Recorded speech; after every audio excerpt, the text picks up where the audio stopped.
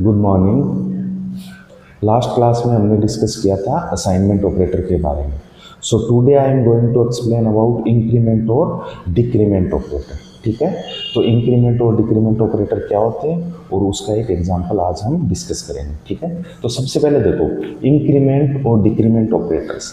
तो इंक्रीमेंट का जो साइन होता है वो तो होता है प्लस प्लस, और डिक्रीमेंट का साइन क्या होता है, माइनस माइनस होता है। ठीक है, तो इंक्रीमेंट यानी आपको पता ही होगा इंक्रीमेंट यानी क्या होता है, बढ़ाना, और डिक्रीमेंट यानी क्या होता है, घटाना।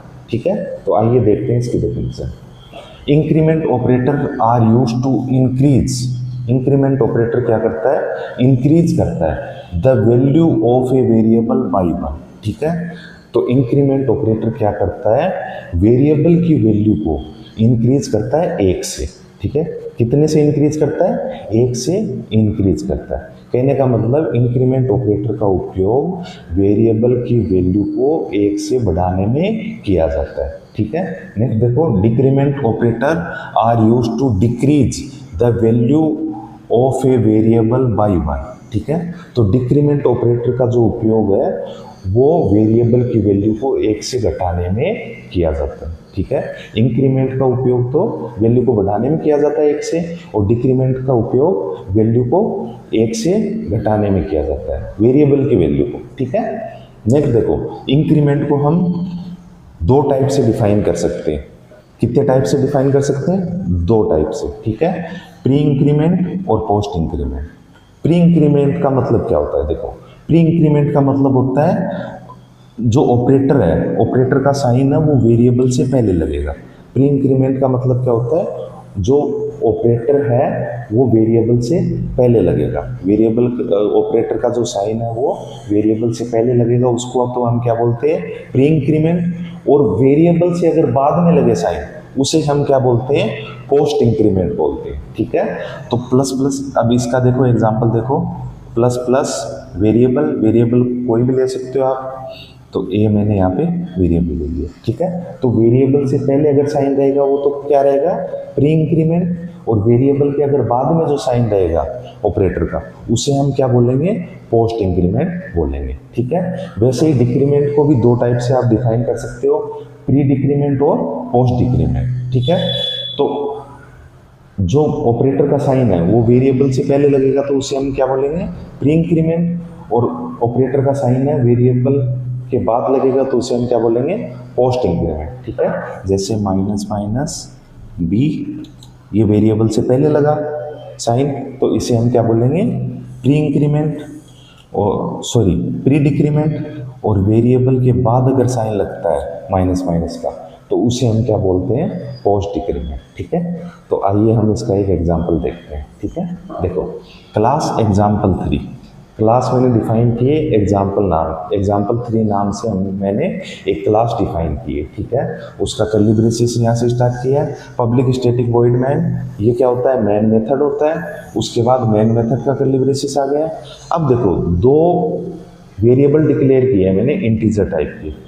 कितने वेरिएबल डिक्लेयर किए हैं, दो वेरिएबल यहाँ पे डिक्लेयर किए, इंटीजर ए इंटीजर बी। ठीक है, तो एक तो ए वेरिएबल डिक्लेयर किया, एक बी वेरिएबल मैंने डिक्लेयर किया। ठीक है, ए के अंदर वैल्यू क्या असाइन की हुई है, वैल्यू क्या असाइन की हुई है, 10। ए के अंदर वैल्यू 10 असाइन की हुई है। ठीक है, बी के अंदर कोई वैल्यू असाइन नहीं की मैंने। ठीक है, तो बी को मैंने यहाँ पे खाली छोड़ दिया। ठीक है, अब देखो नीचे क्या होता है, B equal to plus plus ए।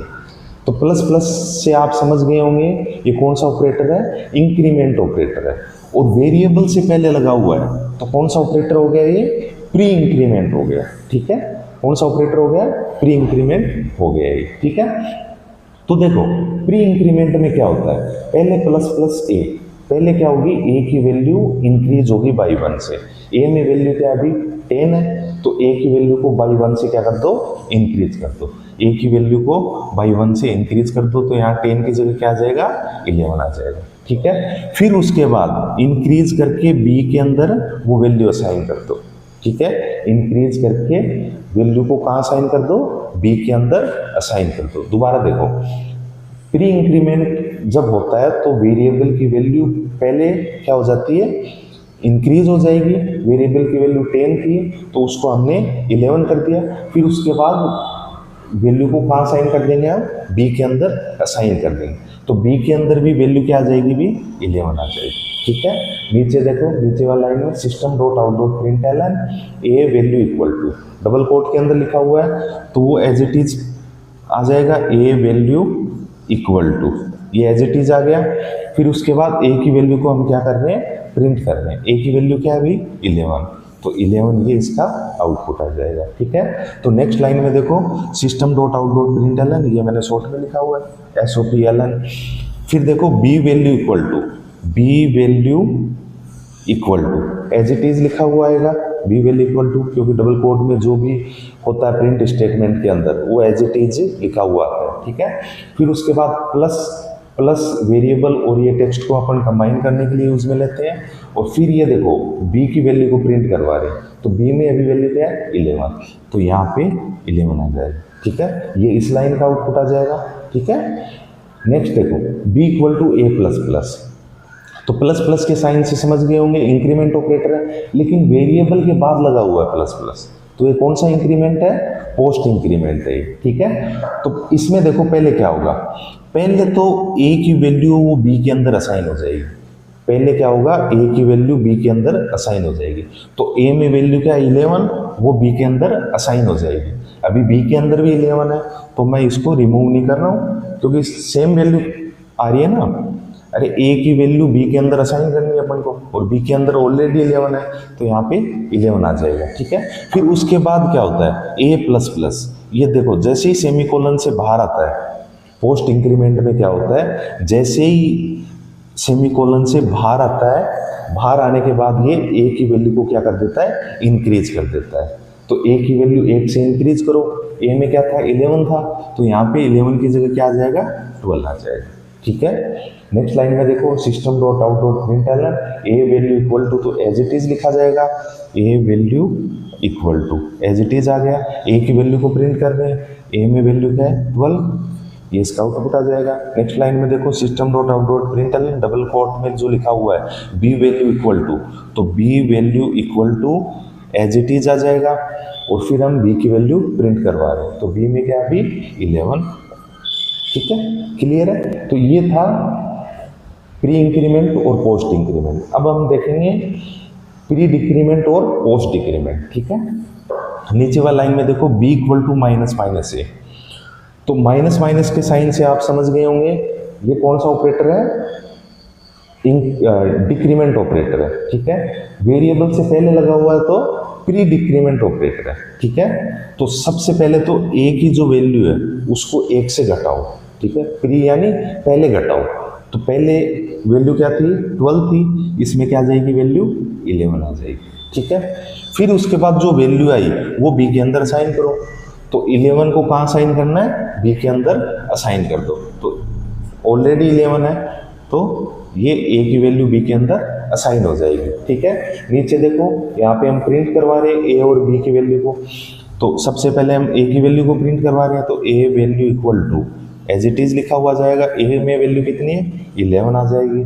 ठीक है, नेक्स्ट लाइन में system dot out dot print LN B value equal to, B value equal to, B के अंदर वैल्यू क्या है 11, तो 11 एज इट इज आ जाएगी। ठीक है, नेक्स्ट देखो b equal to A minus minus. ठीक है, ये कौन सा ऑपरेटर है, पोस्ट डिक्रीमेंट ऑपरेटर है। ठीक है, तो सबसे पहले जो a की वैल्यू थी वो b के अंदर असाइन कर दो, तो a के अंदर वैल्यू क्या थी, सॉरी a के अंदर वैल्यू क्या थी,